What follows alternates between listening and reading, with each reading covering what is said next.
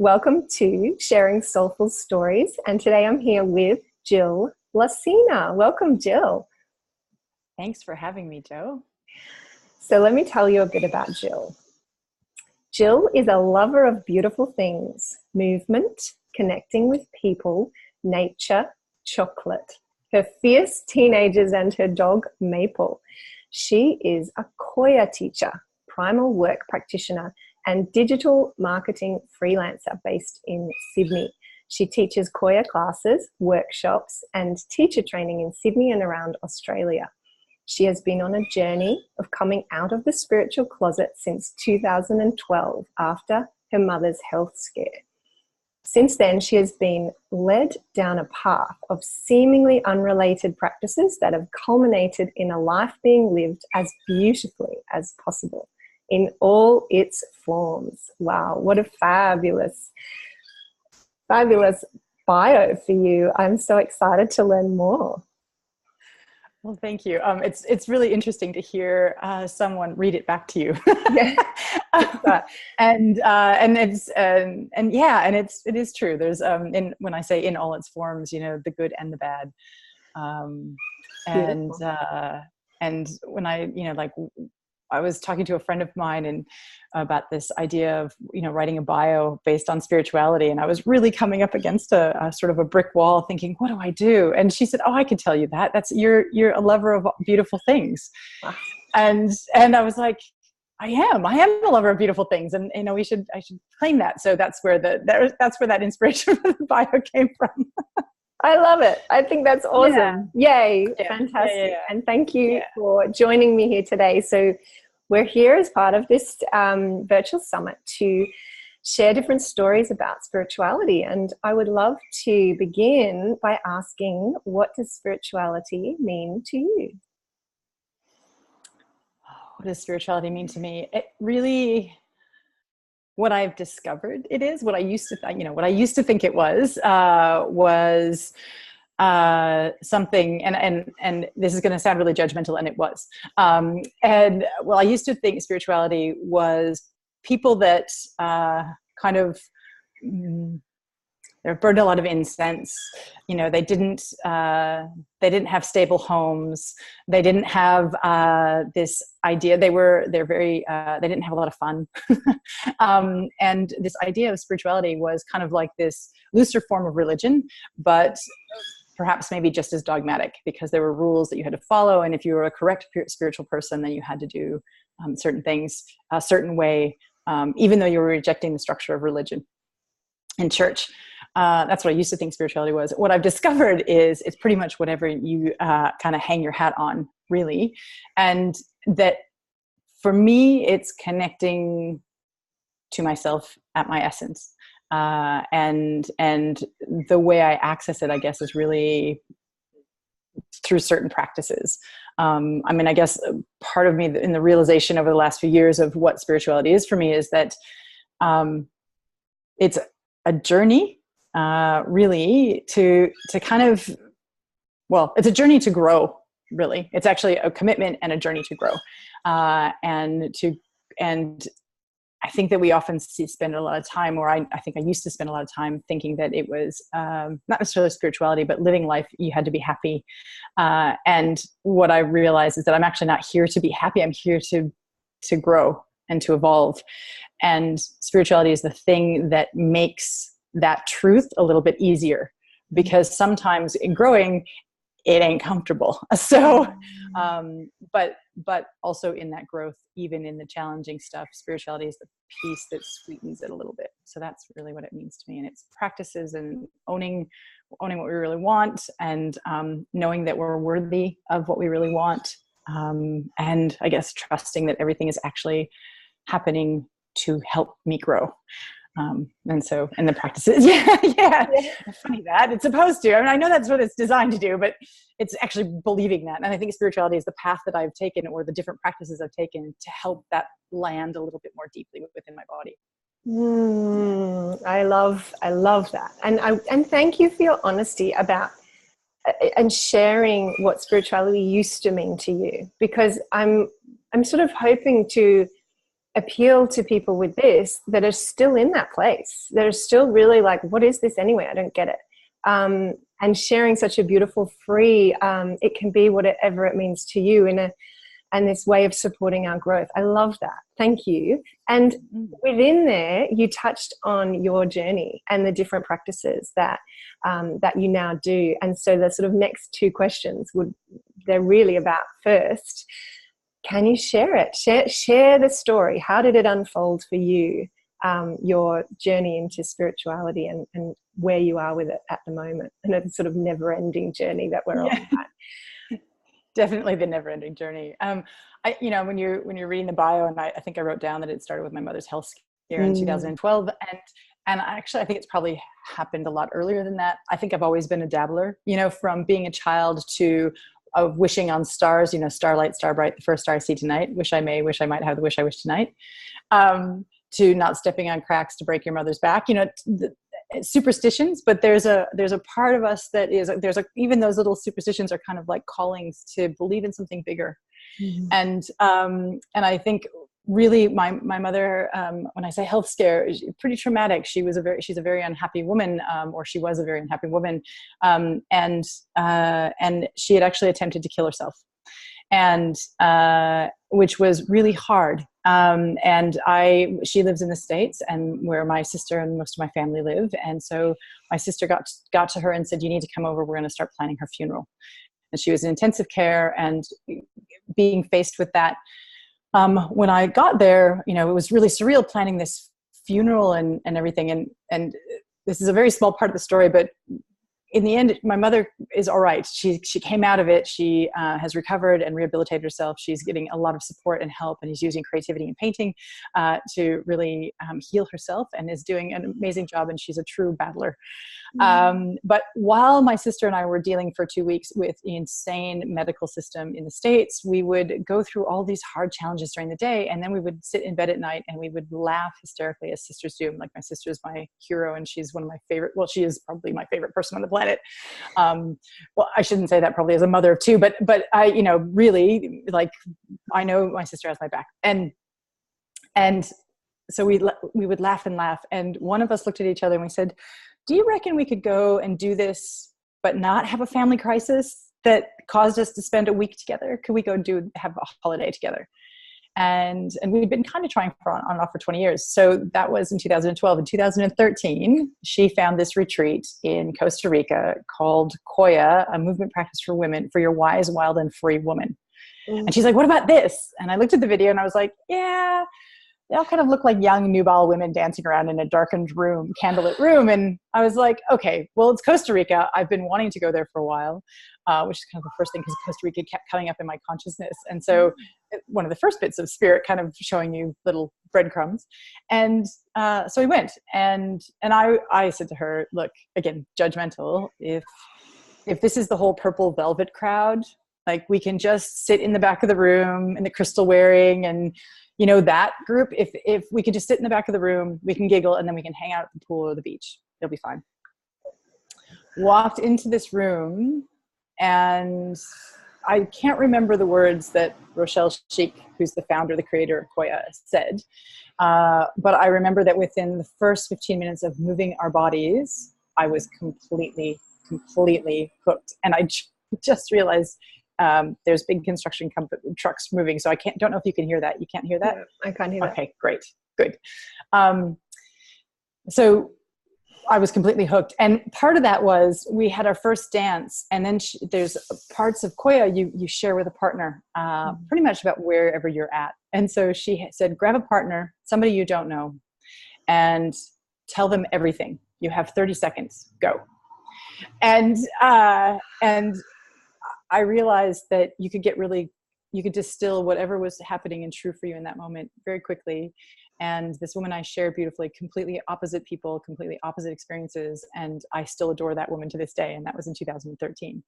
And that was one component of it. This wasn't a practice that was just like, let's make everything look good. This was really, how does it feel in your body? And And then I was hooked, and we went back the next year. And then the third year, my sister couldn't join us. So I decided to do the teacher training. And that was in 2015. In 2016, I completed it. In there, I found, through the Qoya community, I found there's some amazing women within that community. And there's a woman by the name of Kitty Cavalier who teaches sacred seduction. And that was really about not what I thought it was. It was really about finding pleasure in life. Even doing your taxes, how can you make it as pleasurable as possible? How can you bring pleasure back in? And the idea of bringing pleasure back in kind of was revolutionary for me. And I was living a very tricky relationship. So he's now my ex-husband, but it's a very amicable relationship. But we were really in it, and it was thick and hard and sticky and tricky. And navigating that was really hard for me. And so, and I assume it was hard for him too, because we were both not happy. But it actually allowed me, I noticed that when I was able to go to Koya just that 1 week, which was a pilgrimage to get there, between 30 and 36 hours to get to Costa Rica from Australia. And, but it felt like I was away for 3 weeks, even though it was 1 week. And that really kind of, it juiced me up for a year, and it kept me going. And that kind of only worked for so long. Then I became a teacher. Then we separated, which is its own spiritual growth point. We divorced, and I spent most of 2017 teaching and working through the logistics of taking one household and turning it into two. And all that entails with teenagers. And that really supported me. Along that process, in the middle of that, I had a dear friend of mine who's a psychotherapist who recommended that I do something called the Hoffman process, which is a 6.5, 7 day personal development really week in Byron Bay, run by the Hoffman Institute and a gentleman by the name of Volker Krohn. And that was really stripping back. So if people have done Path of Love, or if they've done, it's almost, it's not like Landmark, but it's a bit like it. It's basically it's a stripping back and then starting over. And the piece around that, the piece that I got really from that was how to actually begin to tell my truth. Like I was dancing Qoya to get to my truth, but I actually wasn't saying it. So the Hoffman process allowed me to say it. And then part of that work is a lot of expressive work. So expressing the rage and the anger and the grief, and really expressing it to the point where you would be, if you expressed like that on the street, you'd be locked out. Like it was really, like baseball bats and pillows kind of expressing. But that unlocked a place where I could find my voice, and then there wasn't shame attached to it anymore. And then after I came out of Hoffman, the Hoffman process, I happened to find this group on Facebook called Rewilding for Women, which is really sort of women gathering in circle and in sisterhood, which was a whole new piece for me. It wasn't a new piece in terms of, I've been doing that with Qoya, but it was a new way of doing it. It was a deeper way of doing it. And it took the expressive work to a whole new level.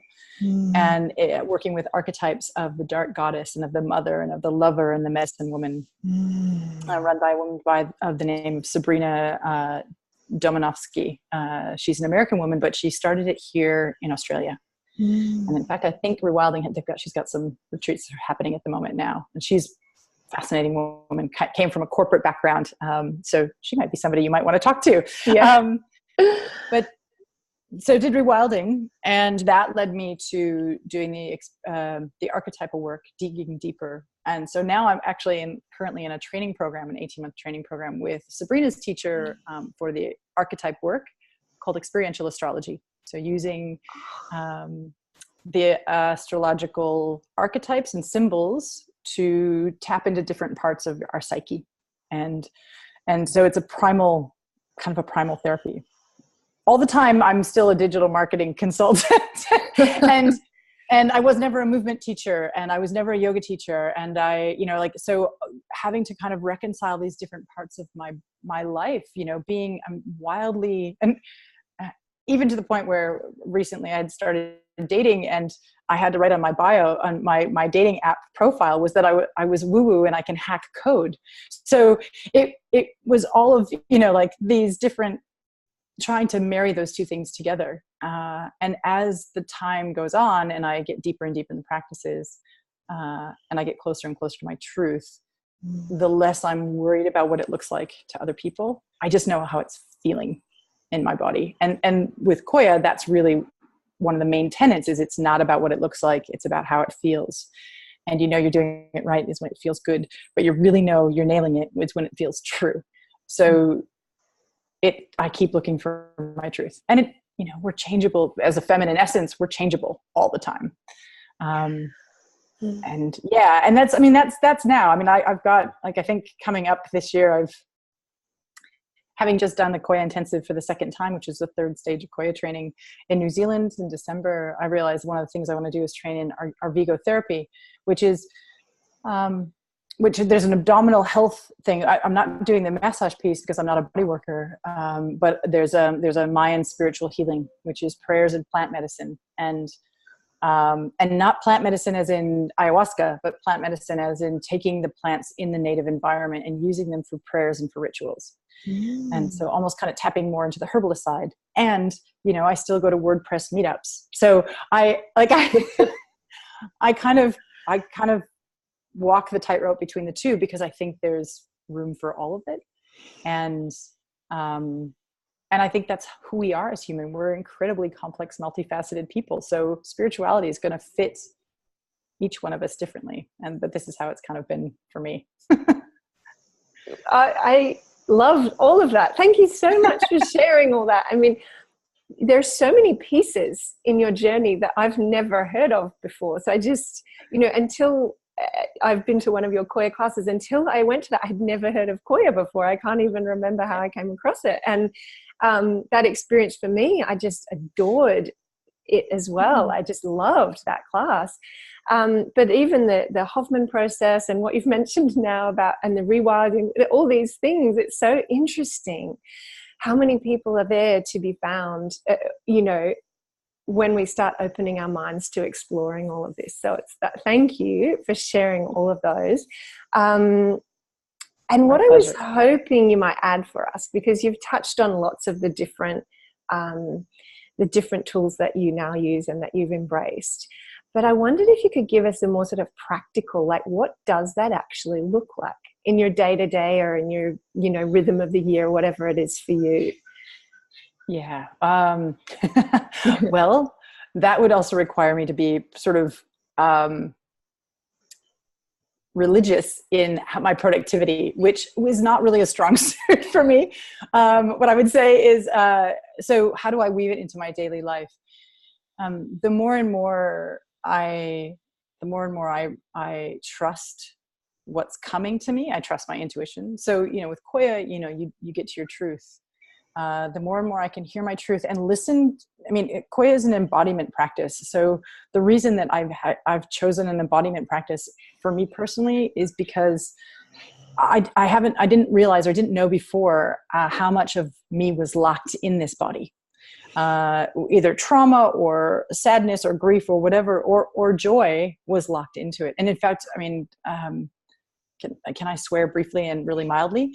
Like what I discovered with Qoya the first time I did it was, oh my God, this is working on my shit with joy. Like I could be dancing and crying and feeling incredible and touching the grief and the sadness at the same time. So embodying it doesn't mean it's 90 minutes in a week or a 30-minute practice. It's actually throughout the whole day. So for me, you know, like I say, I'm a lover of beauty. Moving my body and living in this skin means that I have to touch the earth with my feet. I have to go and put my body in the ocean. That has to be a daily practice.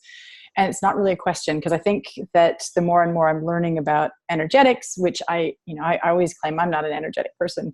And then I'm starting to realize that that's probably not true, because we're actually technically, from a physics point of view, we are all energy. But I'm starting to feel it. And that's a new experience for me. But what I know is I feel way calmer, and I feel so much happier when I've actually touched the earth in some way. And that this huge, great big planet that we're on is actually here to source us. So And I've always been madly in love with nature. I can be one of those people that really annoying people you'll be going on a walk with and walking down someplace, and you'll be in the middle of a really crucial part of telling your deep story, and I'll be like, oh, and I stop you, and I point out like this incredible flower that's just taken my heart by surprise. And so that's, kind of how I move through the world, which could be really annoying sometimes. But also people see a lot more delight when they're with me, I think. That's been said to me before.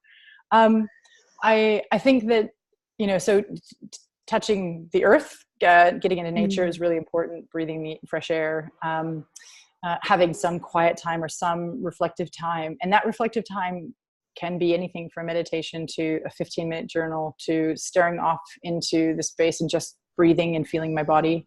Or it could be starting the day with dancing a song and blessing the day with movement. It's really, I think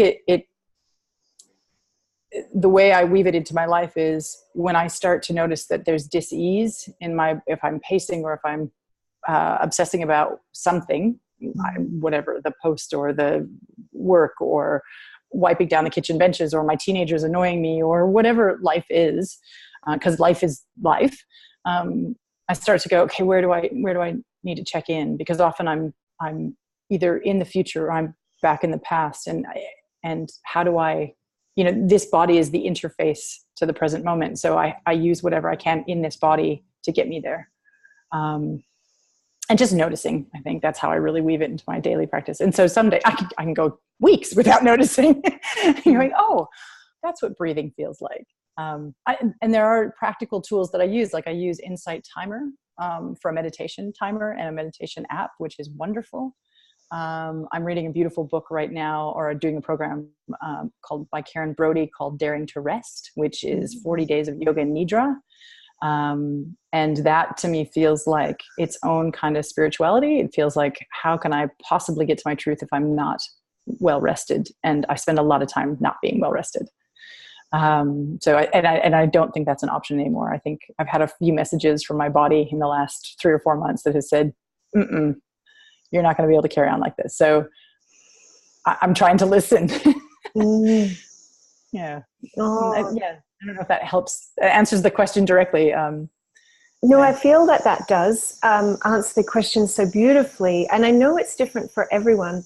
But that's similar to the conclusion that my spirituality feels in some ways, in that it's kind of weaved into everything you do, and it doesn't look like I get up and I meditate for this many minutes and then I do this and then I do that. And every time I try and do that, I'm like, I need to be more disciplined. It doesn't flow and it doesn't feel like me. And for some people, that's exactly what works for them, and they need that every day. But I love the freedom that you've offered in that it can also look like noticing, feeling the earth. And so thank you. And you've given some beautiful tools in there. I wonder, do you have any advice that, whether that be a specific tool or just advice for somebody that is feeling like, okay, I've heard all of that and there's something in there for me, I'm ready to explore, what would your advice for them be? Okay, so one of the things you just said about discipline is one of my things, and this is actually a thing for me for 2019. This is actually my theme for the year. My theme for 2018 was delight, looking for delight, or discovering delight in what areas I actually became delighted in. But 2019 is devotion. So I'm actually swapping discipline for devotion, and part of that is really the compassion piece that I learned in Hoffman, which is, there's so many ways that I can flog myself and tell myself I'm not doing it right, that I'm not productive enough, that I'm not organized enough, or that I haven't kept up with my routines, or that I need to do it in a different way, or and there's nothing wrong if that fits you and that works and that feels like devotion to you. It doesn't feel like devotion to me. It feels like another excuse for me to beat myself up. So when I say discipline, it feels like I had to be more disciplined, and it feels like I'm just going to, and then I'm not interested, I'm just going to beat myself up and I'm not interested. My inner teenager throws a tantrum and it's all over. But the coming up with the idea of devotion really for me is how can I look for the place that I'm going to treat myself with devotion, so that my future self looks back and goes, wow, you did an awesome job. Thank you so much. So I guess in that process, the things that I look for, so this year is really slowing down. Like, it feels like, because the world is going so fast, I really need to slow down. And I didn't think I needed to slow down any more than I already had, but it looks like I need to kind of notch down about 30% more. I think find an avenue that feels good, right? So if it's music, listen to music, but listen to a different kind of music, maybe, or take your music. I mean, we do this in Qoya all the time. We call it the shuffle oracle. So you take your music, whether it's on Apple Music or Spotify or old school whatever people listen to on these days. I use Spotify, and I have all these songs that I love and listen to. And I'll ask a question, and I'll hit shuffle, and I dance whatever comes up for the next 3 songs. And if that's, if that's a heavy metal, hard rocking, whatever song followed by a Tantra 9-minute thing by David Koya, or if it's it doesn't matter what it is, I'll dance to it. And so dancing doesn't have to look like a routine. It just looks like moving my body. So dancing is really good. And even in particular, if you've had a shit moment, if you've had a really scare or adrenaline rush in a negative way, and you need to get back to being who you are, shaking is really good. So putting a 3-minute song on that's pumping, that allows you to shake all the way through your body to kind of go back to being in your natural state of energized and vibrant. And like I said, Insight Timer, start there. They've got a million, like if you're talking about meditation and stillness, I would say start there. They've got a million things. I highly recommend a woman on Insight Timer by the name of Sarah Blondin, who's a Canadian woman, and I'm so in love with her. I can't even stand it.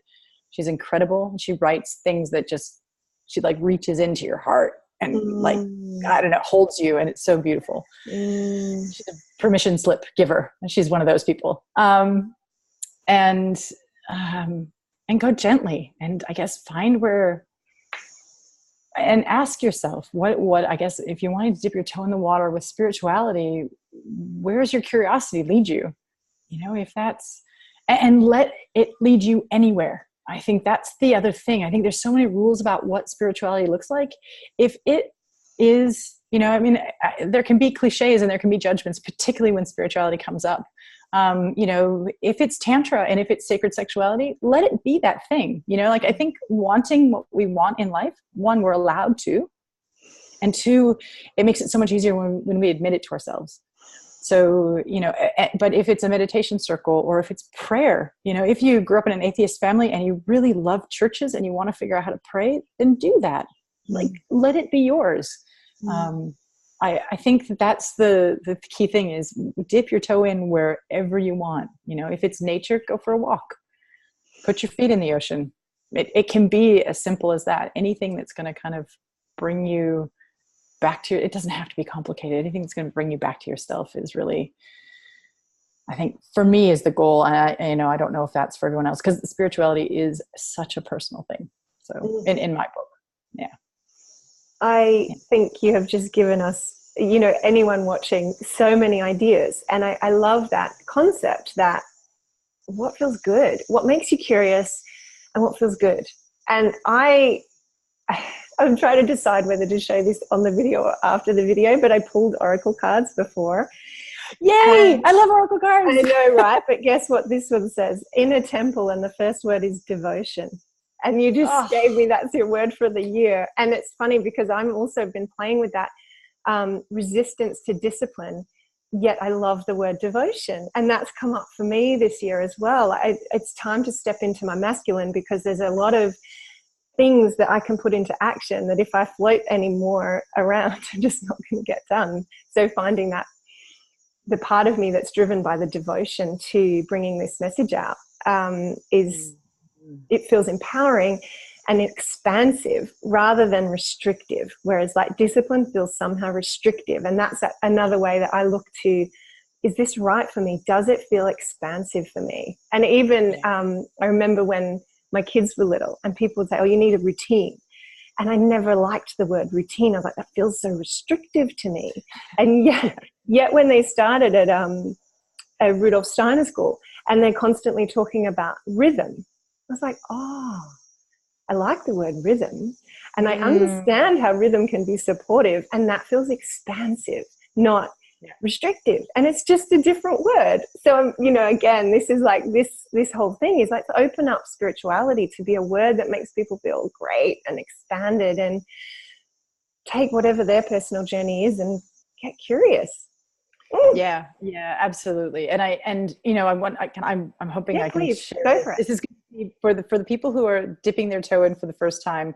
What I'm about to say might seem a little out there. So I will just preface it with that and just say that so that those of you who are listening won't get completely freaked out, because it's been a long journey to get me here. And I think, you know, in 2013, I would have looked sideways at somebody who was about to say what I'm about to say. When you talk about inner temple and the experiential astrology work that I do, is we work with different archetypes. One of the archetypes that we work with is the goddess of Vesta. And Vesta is this goddess who is the goddess, the protector of the sacred flame and the inner temple. And so, well, actually the temples, they were the priestesses that cared, the Vestal virgins were the priestesses that cared for the sacred flame in the temples in Greco-Roman times. So they were treated very differently than other women were in that culture. And they had a lot of special privileges. But one of the things that was really important for them was care. They had to always tend to the flame. And so in my process, experiential process with Vesta, the information that I got by working with her in that process was I kept looking at what she does and how she serves with just pure love. And I kept getting this vision or this kind of thought process that would go, that exhausts me. How can I serve? I don't have anything else to give. Why are all these people like, I can't do this work. I can't give anymore. And the information that kind of came back to me, and it's going to sound like she and I had a conversation and it felt that way, but the information that came back to me really was, she said, you think your job is serving people. Your job is actually filling the cup. Your job is solely to fill the cup. And actually that's what we have to do as humans. If we take care and use devotion and the inner temples fix or feed the inner temple, and that's what we dedicate our lives to. And that's why spirituality is a huge part of that for me, trusting that if I feed that, everything else will grow from that. And so that is what, for me, so I love that you've selected that card, because I'm like, Vesta, thank you. Constantly. And that's where the devotion came from, is how can I be devoted to that inner temple? How can I, you know, and that's really where spirituality lives, I think. Beautiful. I feel like I could keep talking about that all day, because I just got off a client phone call and we were talking about that, and I linked it back to that children's book that's Have You Filled the Bucket Today? You know, and when our bucket is full, you know, or your cup is full, it's so much easier to go out into the world and, you know, make others feel good. You know, it can be that simple. I actually feel like that's all it needs to be. As you said, like, it's just, that's how we serve, is by being in that space. I love that. Thank you.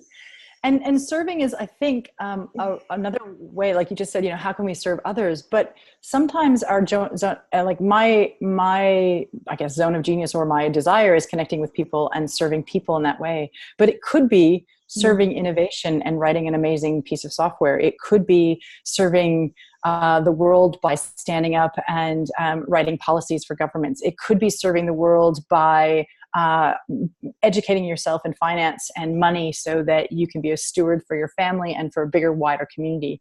It could be serving in so many different ways. And I think sometimes when people tap into spirituality, they think, oh, I'm going to be a healer, I'm going to be a light worker, I'm going to have to serve everyone else. And it's someone said to me the other day, service without servitude, without being chained to it. And however your service is actually just showing up with your gifts. And I think the spirituality piece is really mining for those gifts. Thank you for that. Thank you so much. Opening up to that, because you kind of picked me up on, I probably do talk of service in the way that it's true for me. And, you know, and giving people that, it can look like anything. Like, that's so great. I'm going to wind us up because we're going to have this really long interview. People like to make it to the end, and I want you to share if people are looking for you, if they want to come and try Qoya or learn Qoya or learn to teach Qoya, whatever it is. How can they find you?